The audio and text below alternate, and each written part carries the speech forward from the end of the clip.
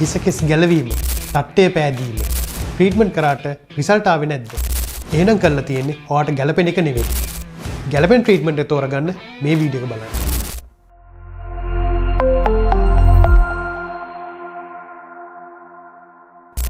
hair loss එකට අපි හැමෝම දන්න ප්‍රතිකර්ම තමයි PRP, PRF, මිසෝ ස්ටැම්පින් කියන්නේ. නමුත් මේවත් කළා කොණ්ඩේ අරගෙන වත්ත ගන්න බැන්න මොකද අපි ඊළඟට කරන්නේ?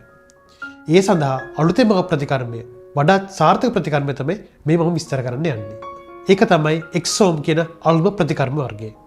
මේදී මූලික වෙන්නේ විසස් අන්තර්ගත ලික්විඩ් එකක් අපි රෝම කූපයට ඉන්ජෙක්ට් කරන එක. මේවායේ හිසකෙස් වර්ධනයට අවශ්‍ය වන ප්‍රෝටීන, ලිපිඩ, mRNA වැනි වර්ධක ප්‍රෝටීන අන්තර්ගත වෙනවා. පරීක්ෂණ වලින් හෙළිවෙලා තියෙනවා PRP වලට 100 ගුණයකට වඩා වැඩියෙන් growth factors මේ ඉස්මසෝම් වල තියෙනවා කියලා. ඒ නිසා එක්සෝම් වලින් රෝම කූපයේ වර්ධනයට අවශ්‍ය growth factor එක කෙලින්ම විශාල වශයෙන් ලබා දෙනවා. PRP, PRF වලට වඩා ඉස්මසෝම් ඉතා වැදගත් වන්නේ එමගින් ඉන්ෆ්ලමේෂන් එක ඇති කරන්නේ නැහැ. ඒ නිසා ආසාත්මිකතාවයක් ඇතිවීමේ හැකියාව අල්පයි. ඊට අමතරව PRP වලට වඩා මෙය ඉතාමත් වේදනාව අඩු ඉක්ම ප්‍රතිඵල ලබා දෙන ප්‍රතිකර්මයක්.